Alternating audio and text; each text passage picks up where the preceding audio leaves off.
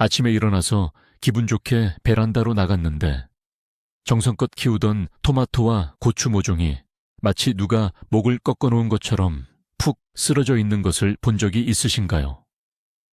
물을 안 준 것도 아니고 햇빛도 잘 들었는데 도대체 왜 이런 일이 벌어지는 걸까요?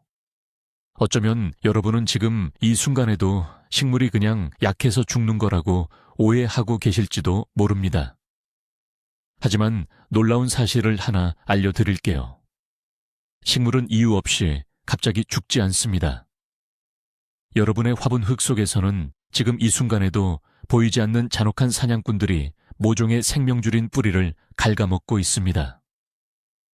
오늘 저는 여러분이 단 3시간 안에 이 눈에 보이지 않는 암살자들을 찾아내고 죽어가는 모종을 기적적으로 살려내는 놀라운 비밀을 공개하려고 합니다.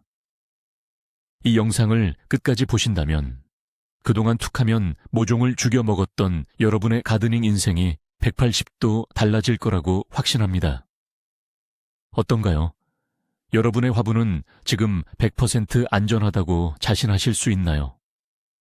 아니면 혹시 작은 날파리 한두 마리가 날아다니는 것을 보고도 그냥 무시하고 넘어가지는 않으셨나요? 이야기를 시작하기 전에 우리가 왜 이런 문제에 직면하게 되었는지 그 배경을 잠깐 짚고 넘어갈 필요가 있습니다. 과거에는 마당이나 밭에서 자연의 섭리에 따라 식물을 키웠습니다. 거대한 자연 생태계 안에서는 천적들이 존재하기 때문에 특정 해충이 기하급수적으로 늘어나는 일이 드물었죠. 하지만 현대인들은 베란다나 거실 같은 제한된 실내 공간에서 홈 가드닝을 즐깁니다. 우리는 식물이 잘 자라기를 바라는 마음에 가장 비싸고 영양분이 풍부한 최고급 상토를 구매해서 화분에 채워 넣습니다. 그런데 이 따뜻하고 습하며 영양분이 가득한 화분 속 환경은 식물에게만 천국이 아니라 해충들에게도 번식하기 가장 완벽한 최고의 오아시스라는 사실을 알아야 합니다.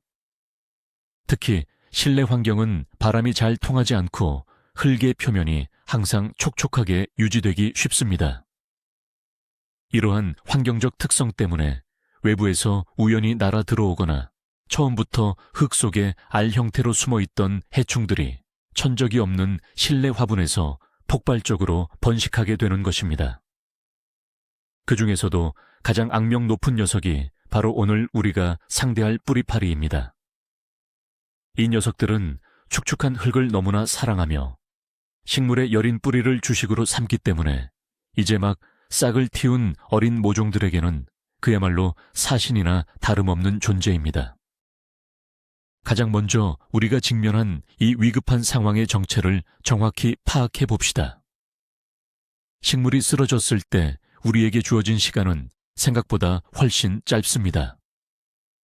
전문적인 원예가들은 이를 골든타임이라고 부르는데 모종이 힘없이 쓰러진 것을 발견한 순간부터 대략 3시간에서 4시간 이내에 올바른 조치를 취하지 않으면 식물은 영원히 회복 불능 상태에 빠지게 됩니다. 왜 이렇게 시간이 촉박할까요? 식물의 줄기 안에는 물과 영양분을 끌어올리는 아주 미세한 관들이 있습니다. 뿌리가 심각하게 손상되면 이 관을 통해 더 이상 수분이 공급되지 않고 모종의 여린 줄기 세포들은 순식간에 수분을 잃고 쪼그라들며 구조적으로 완전히 붕괴되어 버립니다. 예를 들어 우리가 아주 얇은 종이 빨대로 물을 마시다가 빨대가 중간에 꺾여버리면 아무리 힘을 줘도 물을 빨아들일 수 없는 것과 똑같은 이치입니다. 줄기가 완전히 종이장처럼 말라붙기 전에 우리는 반드시 원인을 제거하고 수분 공급 경로를 다시 열어주어야만 합니다. 골든타임을 놓치면 아무리 비싼 영양제를 들이부어도 식물은 다시 일어서지 못합니다. 따라서 발견 즉시 모든 하던 일을 멈추고 식물 응급실을 차려야 한다는 점을 명심하셔야 합니다. 그렇다면 도대체 누가 우리의 소중한 모종을 이렇게 참혹하게 만들었을까요? 겉보기에는 흙이 멀쩡해 보일지 몰라도 범인은 바로 흙 속에 숨어 있습니다. 화분 주변을 툭툭 쳐보세요. 혹시 아주 작고 까만 초파리 같은 날벌레가 핑하고 날아오르지 않나요? 사람들은 흔히 이 벌레를 초파리라고 착각하고 과일 껍질을 잘 치워야겠다고 생각하지만 이것은 과일을 좋아하는 초파리가 아니라 흙과 뿌리를 좋아하는 뿌리파리입니다. 뿌리파리 성충 자체는 식물에 직접적인 해를 가하지 않습니다. 그저 흙 위를 날아다니며 짝짓기를 할 뿐이죠. 하지만 진짜 끔찍한 문제는 이 성충이 축축한 흙 표면에 한 번에 무려 200개에서 300개의 알을 낳는다는 것입니다. 며칠 후 이 알에서 부화한 반투명한 유충들은 흙 속을 기어다니며 식물의 가장 연하고 부드러운 잔뿌리들을 미친 듯이 갉아먹기 시작합니다. 이 유충들의 턱은 식물의 뿌리 조직을 파괴하는 데 특화되어 있습니다. 잔뿌리가 다 뜯어먹힌 모종은 물을 흡수할 수 있는 입을 잃어버린 것과 같습니다. 아무리 물을 듬뿍 주어도 식물은 목말라 죽어가게 되는 모순적인 상황이 바로 이 작은 애벌레들 때문에 발생합니다. 이 뿌리파리의 공격에 유독 취약한 식물들이 있습니다. 바로 우리가 너무나도 사랑하는 토마토 모종입니다. 토마토는 씨앗에서 발아하여 초기 성장을 할 때 굉장히 폭발적으로 자라나는 특징이 있습니다. 잎을 빠르게 내기 위해 흙 속에서는 눈에 보이지 않는 미세한 솜털 같은 잔뿌리들을 엄청나게 많이 만들어냅니다. 그런데 이 토마토의 잔뿌리는 굉장히 달콤하고 연하에서 뿌리파리 유충들에게는 마치 최고급 뷔페 요리와도 같습니다. 유충들은 단단한 흙을 파고드는 것보다 부드러운 토마토의 뿌리털을 갉아먹는 것을 훨씬 선호합니다. 토마토 모종이 공격받으면 가장 먼저 나타나는 증상은 아래씨부터 서서히 누렇게 변하며 마르는 것입니다. 영양분이 부족한 줄 알고 비료를 주면 오히려 상처난 뿌리에 소금물을 붓는 격이 되어 식물을 더 빨리 죽게 만듭니다. 토마토 줄기 밑부분이 갈색으로 썩어 들어가거나 얇아진다면 이미 흙 속은 유충들의 파티장이 되었다고 보시면 됩니다. 이렇게 섬세한 토마토 모종의 특성을 이해하지 못하면 우리는 원인도 모른 채 매번 모종을 버려야 하는 슬픈 상황을 반복하게 될 것입니다. 토마토뿐만 아니라 고추와 파프리카 모종 역시 뿌리파리의 치명적인 희생양입니다. 고추 모종은 토마토와는 또 다른 이유로 이 해충에 취약합니다. 고추는 초기 생육 속도가 상대적으로 느리고 스트레스에 매우 민감한 작물입니다. 환경 변화나 뿌리의 작은 손상에도 쉽게 성장을 멈춰버리는 까다로운 성격을 가지고 있죠. 고추 모종의 뿌리가 유충에게 갉아먹히기 시작하면 식물은 생존의 위협을 느끼고 더 이상 잎과 줄기를 키우는데 에너지를 쓰지 않습니다. 대신 상처난 뿌리를 복구하려고 애쓰지만 유충에 먹어치우는 속도를 따라가지 못합니다. 결국 고추 모종은 잎이 축 처지고 광택을 잃으며 성장이 완전히 멈춘 얼음 상태가 됩니다. 이때 많은 분들이 흔히 저지르는 치명적인 실수가 있습니다. 바로 흙이 너무 말라서 그렇다고 착각하고 물을 더 많이 부어버리는 것입니다. 물을 흠뻑 주면 축축한 흙을 좋아하는 뿌리파리 유충들은 더욱 신나게 번식하고 상처난 고추 뿌리는 과습으로 인해 곰팡이까지 생겨 완전히 썩어버립니다. 이것이 바로 고추 모종을 죽음으로 몰아넣는 악순환의 굴레입니다. 자, 이제 적의 정체를 알았으니 흔히 퍼져 있는 잘못된 미신 하나를 깨부수고 넘어가겠습니다. 인터넷이나 가드닝 커뮤니티에 질문을 올리면 10중 8구 이런 답변이 달립니다. 흙을 바싹 말리시면 벌레가 다 죽습니다. 라는 조언이죠. 물론 뿌리파리는 건조한 환경을 싫어합니다. 흙을 말리면 알이나 유충이 살기 힘든 환경이 되는 것은 과학적으로 맞는 말입니다. 하지만 여기서 엄청난 모순이 발생합니다. 건강한 성체 식물이라면 흙을 며칠 바싹 말려도 자신의 몸속에 저장된 수분으로 버틸 수 있습니다. 하지만 지금 우리가 살리려는 것은 이미 뿌리가 다 뜯어먹혀서 죽어가고 있는 아주 어리고 연약한 모종입니다. 안 그래도 물을 흡수하지 못해 말라 죽어가는 모종의 흙을 완전히 건조시켜버리면 어떻게 될까요? 벌레가 말라 죽기 전에 우리의 소중한 모종이 먼저 바싹 타들어가며 목숨을 잃게 됩니다.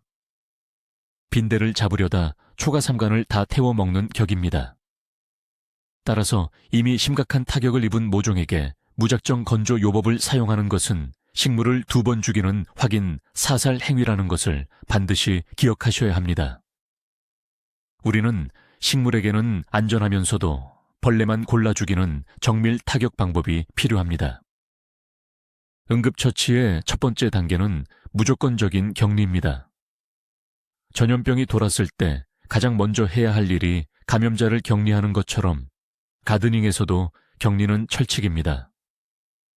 아침에 베란다에서 축 처진 모종을 발견했다면 당장 그 화분을 들어서 다른 건강한 식물들이 있는 곳으로부터 멀리 떨어진 화장실이나 베란다 구석으로 옮기세요. 뿌리파리 성충은 날개가 있어서 주변의 다른 화분으로 아주 쉽게 이동합니다. 만약 여러분이 귀찮다고 문제가 생긴 화분을 건강한 화분들 사이에 그대로 둔다면 며칠 뒤 여러분의 베란다는 수천 마리의 뿌리파리가 날아다니는 지옥으로 변할 것입니다.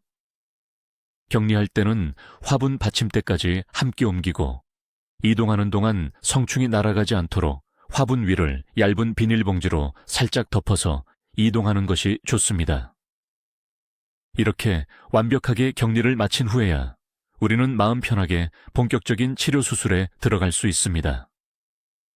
이 작은 격리 행동 하나가 여러분의 나머지 수십 개의 화분을 안전하게 지켜주는 가장 강력하고 중요한 방어선이 됩니다. 이제 진짜 무기를 꺼낼 차례입니다. 우리 주변에서 가장 구하기 쉽고 저렴하면서도 효과가 엄청난 마법의 물약, 바로 약국에서 1,000원이면 살 수 있는 과산화수소입니다. 상처 났을 때 바르는 그 소독약 맞습니다. 과산화수소는 화학적으로 물에 산소 원자가 하나 더 붙어있는 구조를 가지고 있습니다. 이것을 흙에 뿌리면 이 추가된 산소 원자가 격렬하게 분리되면서 흙 속에 숨어있는 애벌레와 알의 얇은 피부를 순식간에 산화시켜 녹여버립니다.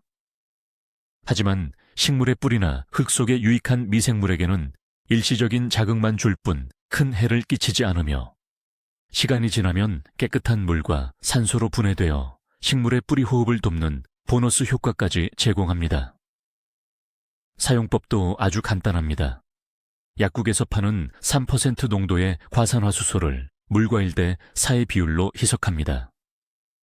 즉, 물 4컵에 과산화수소 1컵을 섞는 것입니다. 이 희석액을 화분 흙이 흠뻑 젖을 정도로 위에서부터 콸콸 부어줍니다.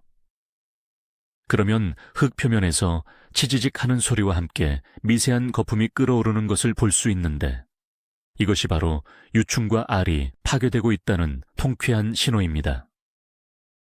과산화수소로 흙 속의 애벌레를 소탕했다면 다음은 흙 위를 날아다니는 어른벌레, 즉 성충을 잡아낼 차례입니다. 성충을 잡지 않으면 며칠 뒤 또다시 흙 속에 알을 낳아 악순환이 반복되기 때문입니다.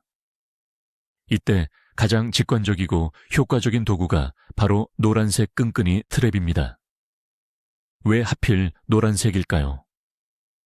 곤충학자들의 연구에 따르면 뿌리파리를 포함한 대부분의 날아다니는 농해충들은 특정 파장의 노란색을 보면 꽃이나 식물의 새순으로 착각하여 본능적으로 강력하게 끌리게 된다고 합니다. 일종의 치명적인 유혹인 셈이죠. 이 끈끈이 트랩을 화분 흙 표면 바로 위, 대략 3에서 5cm 높이에 꽂아두세요. 뿌리파리는 흙 표면을 낮게 날아다니는 습성이 있기 때문에 트랩을 너무 높게 매달아두면 효과가 떨어집니다. 트랩을 설치하고 몇 시간 뒤에 확인해보면 노란 표면에 까만 점처럼 다닥다닥 붙어있는 성충들을 보며 엄청난 시각적 쾌감과 동시에 내 화분이 이렇게 오염되어 있었구나 하는 경악을 금치 못하실 겁니다.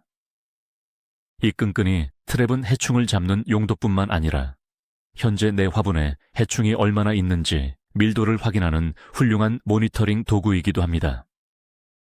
화학적인 방법이 조금 꺼려지시거나 집에 어린아이나 반려동물이 있어서 완전히 자연 친화적인 방법을 원하신다면 우리 주방에 있는 향신료를 무기로 활용할 수 있습니다. 바로 시나몬, 즉 계피 가루입니다. 계피에는 신나말데하이드라는 강력한 천연 살충 및 살균 성분이 들어있습니다. 이 성분은 곤충들의 신경계를 교란하고 불쾌감을 주어 접근을 원천적으로 차단합니다. 식물을 살리기 위한 계피 요법은 두 가지로 나뉩니다. 첫 번째는 계피 우린 물을 만드는 것입니다. 물 1리터에 계피가루 한 숟가락을 넣고 반나절 정도 푹 우려낸 뒤 고운 천이나 커피 필터에 걸러서 맑은 물만 분무기에 담아 모종의 잎과 줄기, 흙 표면에 골고루 뿌려줍니다. 두 번째는 방어벽을 치는 것입니다. 고운 계피가루를 화분 흙 표면 전체에 얇게 살살 뿌려 덮어줍니다. 이렇게 하면 흙에서 특유의 매운 향이 올라와 성충들이 알을 낳으러 접근하는 것을 막아주는 완벽한 천연 방충망 역할을 하게 됩니다. 게다가 계피는 과습으로 인해 흙 표면에 생기는 하얀 곰팡이를 억제하는 데에도 탁월한 효과가 있어서 일석이조의 가드닝 만능 아이템이라고 할 수 있습니다. 물리적인 장벽을 만들어 적의 접근을 원천 봉쇄하는 기발한 전략도 있습니다. 바로 화분의 흙 구조를 살짝 개조하는 것입니다. 뿌리파리 성충은 알을 낳기 위해 반드시 부드럽고 축축한 흙 표면을 찾아야 합니다. 그렇다면 그들이 좋아하는 환경을 숨겨버리면 어떨까요? 기존 화분의 맨 윗부분 흙을 약 2cm 정도 살짝 걷어내고 그 자리에 입자가 굵고 날카로운 마사토나 건조한 모래 또는 펄라이트를 두껍게 덮어줍니다. 이렇게 하면 성충이 알을 낳기 위해 내려왔다가 물기가 없고 거친 모래 표면에 당황하여 알을 낳지 못하고 포기하게 됩니다. 더 강력한 효과를 원한다면 원예용 규조토 가루를 모래층 위에 살짝 뿌려주세요. 규조토는 미세한 조류의 껍질이 화석화된 것인데 우리 눈에는 고운 밀가루처럼 보이지만 현미경으로 보면 무수히 많은 유리 조각처럼 날카로운 구조를 가지고 있습니다. 흙 위를 기어다니는 벌레나 갓부화한 유충의 연약한 피부가 이 규조토와 접촉하면 날카로운 입자가 피부를 찢고 들어가 체내의 수분을 모두 흡수하여 말라 죽게 만듭니다. 이것은 화학약품이 아닌 100% 순수한 물리적 타격이기 때문에 해충들이 절대 내성을 가질 수 없는 무시무시하고 완벽한 방어막입니다. 상황이 너무 심각해서 과산화수소나 끈끈이 트랩으로도 도저히 통제가 안 될 때가 있습니다. 모종을 뽑아보았는데 흙 속에 하얀 애벌레들이 바글바글하고 썩은 냄새가 진동한다면 최후의 수단인 흙가리, 즉 전면적인 응급 분갈이를 결행해야 합니다. 이것은 식물에게 엄청난 스트레스를 주는 대수술이지만 가만히 두면 어차피 죽을 목숨이기에 과감하게 실행해야 합니다. 먼저 오염된 흙에서 식물을 조심스럽게 파냅니다. 뿌리가 다치지 않게 주의하며 커다란 대야에 미지근한 물을 받아 뿌리에 엉겨붙은 흙을 살살 흔들어 완전히 씻어냅니다. 흙을 털어내는 것이 아니라 물로 씻어내어 알이나 유충이 단 하나도 남지 않도록 완벽하게 소독하는 과정입니다. 잔뿌리가 끊어지는 것을 두려워하지 마세요. 이미 썩은 뿌리는 떼어내는 것이 낫습니다. 깨끗이 목욕을 마친 모종은 끓는 물로 소독하여 식힌 완전히 새로운 멸균 상토에 다시 심어줍니다. 이 과정에서 떼어낸 오염된 흙은 절대로 다른 곳에 재사용하지 말고 비닐봉지에 밀봉하여 일반 쓰레기로 꽉 묶어서 버려야 합니다. 이 대수술을 무사히 마친 식물은 처음 며칠은 시들해 보이지만 깨끗한 환경에서 곧 무서운 생명력으로 새 뿌리를 내리기 시작할 것입니다. 이제부터는 소 잃고 외양간 고치는 격이 아니라 애초에 해충이 생기지 않도록 하는 완벽한 예방 시스템을 구축해 보겠습니다. 그 첫 번째 핵심 기술이 바로 저면 관수 방식입니다.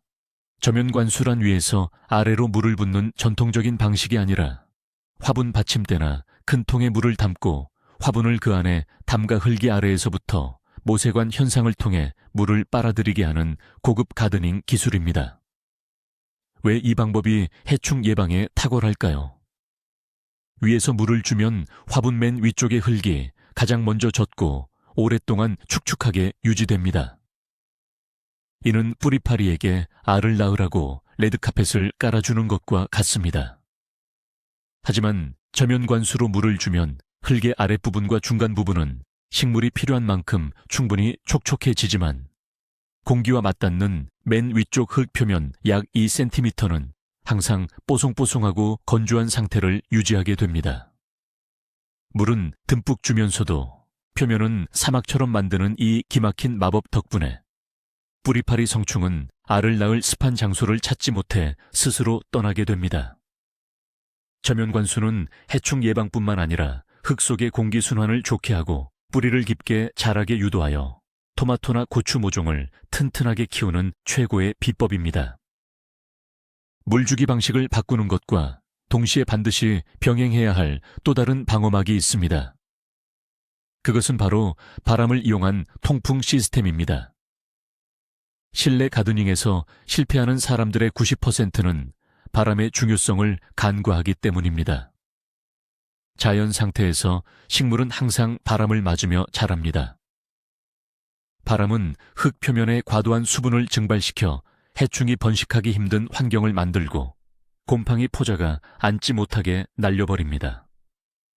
더 놀라운 사실은 바람에 흔들리는 물리적인 자극을 받을 때마다 모종은 스스로 줄기를 더 두껍고 단단하게 만들어 쓰러지지 않으려고 노력한다는 점입니다. 집에 있는 작은 탁상용 선풍기나 서큘레이터를 꺼내서 식물에게 미풍이 가도록 틀어주세요. 하루 종일 틀 필요도 없이 물을 준 직후나 환기가 어려운 저녁 시간에 한두 시간 정도만 회전으로 틀어주어도 충분합니다. 약한 바람이 모종의 잎을 살랑살랑 흔드는 것을 지켜보세요. 그 미세한 떨림 속에서 식물은 줄기를 강하게 단련하고 흙 표면은 쾌적하게 건조되며 가냘프게 날아다니는 뿌리파리 성충들은 태풍과도 같은 바람에 밀려나 화분에 착륙조차 하지 못하게 될 것입니다. 여기서 전문가들만 아는 아주 흥미로운 생물학적 무기를 하나 더 소개하겠습니다. 자연의 천적을 이용하여 해충을 잡는 방식인데 BTI 수화제라는 박테리아를 이용하는 것입니다. 이름이 조금 어렵게 들릴 수 있지만 원리는 놀라울 정도로 단순하고 친환경적입니다. BTI는 모기나 뿌리파리, 유충의 소화기관에서만 반응하여 독소를 내뿜는 특수한 토양 미생물입니다. 사람이나 반려동물, 그리고 우리의 식물에게는 물처럼 아무런 해가 없지만 흙 속에 섞여 들어간 이 박테리아를 뿌리파리 애벌레가 섭취하는 순간 애벌레의 장이 파괴되어 굶어 죽게 됩니다. 인터넷이나 농약사에서 쉽게 구할 수 있으며 가루 형태로 된 제품을 물에 타서 물 줄 때 흙에 부어주기만 하면 됩니다. 이 방법의 가장 큰 장점은 화학 살충제처럼 내성이 생길 걱정이 전혀 없다는 것입니다. 눈에 보이지 않는 미생물 부대를 화분 속에 투입하여 식물의 뿌리를 지키는 친위대로 삼는 것이죠. 특히 토마토나 파프리카처럼 우리가 직접 열매를 따먹어야 하는 작물에는 독한 농약 대신 이런 생물학적 방제법을 사용하는 것이 건강과 안전을 위해 훨씬 현명한 선택입니다. 자, 벌레를 모두 퇴치하고 모종을 안전하게 구출해냈다고 해서 끝이 아닙니다. 응급수술을 받은 환자가 중환자실에서 회복기를 거쳐야 하듯 우리의 식물도 혹독한 스트레스에서 벗어나 다시 힘을 낼 시간이 필요합니다. 뿌리가 뜯어먹혀 만신창이가 된 모종에게 가장 필요한 것은 무엇일까요? 많은 분들이 빨리 자라라고 강력한 화학 비료를 듬뿍 주려고 하지만 이는 화상을 입은 피부에 마운 캡사이신을 바르는 것과 같은 끔찍한 결과를 초래합니다. 회복기의 식물에게는 자극이 없는 아주 순하고 부드러운 영양분이 필요합니다. 집에 있는 우유를 씻어낸 물이나 쌀을 씻고 난 쌀뜨물을 2, 3일 정도 연하게 발효시켜 물 대신 조금씩 주어보세요. 또는 시중에서 파는 식물용 활력제를 권장 용량보다 2배 이상 묽게 희석해서 아주 조심스럽게 분무기로 잎 뒷면에 뿌려주는 옆면 시비 방식을 추천합니다. 잎을 통해 소량의 영양분을 직접 흡수하게 함으로써 다친 뿌리가 온전히 회복하는 데 집중할 수 있도록 휴식 시간을 벌어주는 세심한 배려입니다. 이 시기에는 직사광선보다는 은은하게 걸러진 밝은 빛이 드는 반양지에서 식물이 스스로 치유할 수 있도록 조용히 지켜봐 주어야 합니다. 치료와 회복 과정을 거치며 여러분은 아마 중요한 교훈을 하나 얻으셨을 겁니다. 그것은 바로 식물이 보내는 소리 없는 아우성을 미리 알아채는 관찰력의 중요성입니다. 해충 피해는 어느 날 갑자기 하늘에서 떨어지는 것이 아닙니다. 식물은 며칠 전부터 우리에게 살려달라고 끊임없이 구조 신호를 보내고 있었습니다. 잎의 윤기가 사라지고 살짝 아래로 처지거나 줄기 아래쪽 흙과 맞닿는 부분의 색깔이 어둡게 변하는 등 아주 미세한 변화들이 바로 그 신호입니다. 매일 아침 커피 한 잔을 들고 화분 앞을 서성이는 5분의 시간을 가져보세요. 흙의 표면 상태는 어떤지, 혹시 날벌레가 날아다니지는 않는지, 식물의 잎이 뒷면에 알 수 없는 반점이 생기지 않았는지 손가락으로 가볍게 만져보고 눈으로 확인하는 습관이 필요합니다. 이런 작은 관심과 관찰이 습관이 된다면 여러분은 해충이 걷잡을 수 없이 퍼지기 전에 단 한 마리의 벌레를 발견한 즉시 핀셋으로 잡아내는 초고수 식물 집사로 거듭나게 될 것입니다. 병을 고치는 가장 훌륭한 의사는 병이 커지기 전에 미리 예방하는 사람이라는 진리는 식물 세계에서도 예외 없이 정확하게 적용됩니다. 식물을 키우다 보면 벌레 문제 외에도 또 다른 골칫거리 하나와 마주하게 됩니다. 바로 흙 표면에 허옇게 피어나는 곰팡이입니다. 특히 뿌리파리가 번식하기 좋은 축축하고 바람이 안 통하는 환경은 곰팡이가 가장 좋아하는 환경이기도 합니다. 뿌리파리를 잡으려고 약을 치고 물을 조절하다 보면 곰팡이 문제가 겹쳐서 식물 집사의 멘탈을 붕괴시키곤 하죠. 흙 표면의 곰팡이는 식물의 뿌리를 직접 갉아먹지는 않지만 흙의 통기성을 막아 식물을 질식시키고 줄기를 썩게 만드는 연화병의 원인이 됩니다. 이럴 때 당황하지 말고 앞서 뿌리파리 방어벽으로 사용했던 모래나 규조토, 덮기 전술을 다시 떠올려 보세요. 곰팡이가 핀 흙 표면을 숟가락으로 살짝 긁어내어 버린 뒤 환기를 시켜 흙을 뽀송하게 말리고 그 위에 계피 가루를 솔솔 뿌려주면 곰팡이 포자의 증식을 완벽하게 억제할 수 있습니다. 벌레와 곰팡이는 결국 과습이라는 동일한 원인에서 출발하는 쌍둥이 악당이므로 물을 아끼고 바람을 통하게 하는 기본 원칙 하나만 철저히 지켜도 이 2마리 토끼를 한 번에 잡을 수 있습니다. 가끔은 인터넷이나 책에서 시키는 대로 모든 방법을 다 동원했는데도 식물을 살리지 못하는 경우가 있습니다. 잎은 다 떨어지고 앙상한 줄기만 남았을 때 우리는 깊은 자괴감과 슬픔에 빠집니다. 내가 식물 킬러가 아닐까 자책하며 가드닝을 포기하고 싶어지기도 하죠. 하지만 여러분, 절대 자책하지 마세요. 아무리 뛰어난 원예 전문가나 수십 년 농사를 지은 농부들도 매년 수많은 식물을 하늘나라로 보냅니다. 중요한 것은 실패 자체를 두려워하는 것이 아니라 왜 죽었는지 그 원인을 집요하게 파헤치고 분석하여 다음번에는 같은 실수를 반복하지 않는 것입니다. 죽은 식물의 화분을 그냥 버리지 말고 장갑을 끼고 흙을 완전히 파헤쳐서 뿌리의 상태를 관찰해 보세요. 썩어서 까맣게 변했는지, 유충에게 다 뜯어먹혀 뼈대만 남았는지, 흙 속에서 시큼한 악취가 나는지 부검을 해보는 것입니다. 이 뼈아픈 부검의 시간이 차곡차곡 쌓이면 그 어떤 가드닝 백과사전보다 값진 여러분만의 실전 데이터베이스가 되어 다음번에 데려올 토마토와 고추 모종을 아주 건강하고 풍성하게 키워내는 든든한 밑거름이 될 것입니다. 이제 가드닝의 패러다임을 조금 바꿔봅시다. 우리는 보통 비싼 영양제나 특수 흙을 사면 식물이 저절로 잘 자랄 것이라고 믿습니다. 하지만 식물을 키우는 과정은 마치 섬세한 오케스트라를 지휘하는 것과 같습니다. 빛, 바람, 물, 그리고 흙 속의 미생물이라는 4가지 악기가 조화롭게 화음을 이루어야만 비로소 건강한 생태계가 유지됩니다. 과산화수소로 벌레를 죽이고 약을 치는 것은 불협화음이 났을 때 임시방편으로 조율하는 행위일 뿐입니다. 진정으로 건강한 가드닝은 이 생태계의 균형을 유지하는 데 집중하는 것입니다.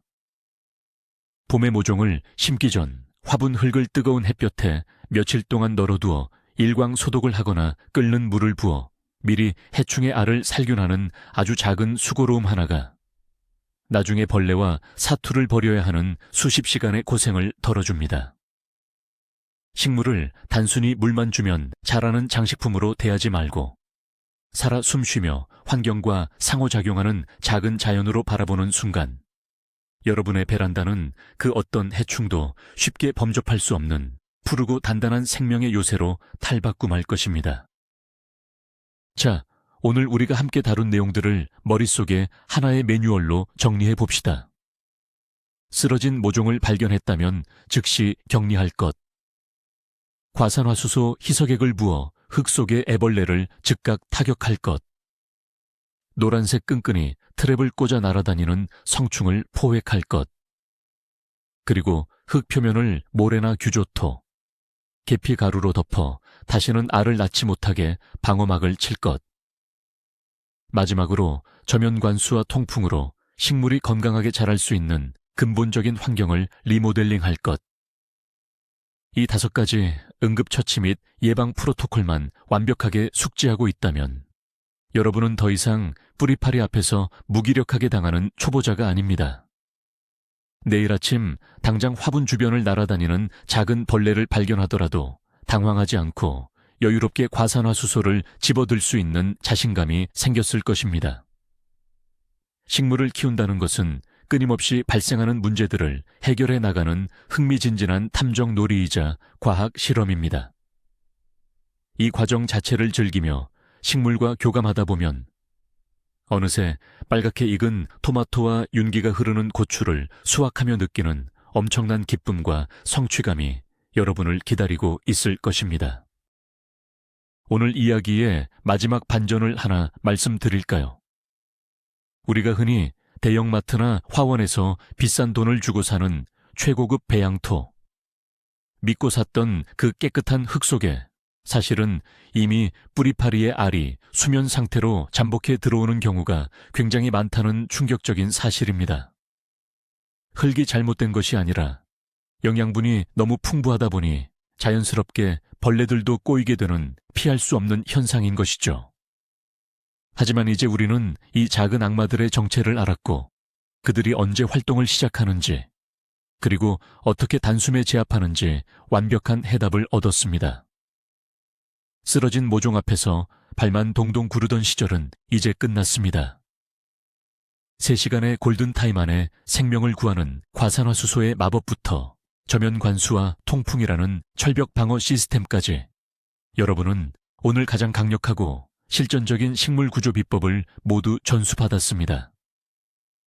이 영상이 여러분의 소중한 식물들을 살리는데 작은 희망이 되었기를 진심으로 바랍니다. 지금까지 시청해 주셔서 정말 감사합니다.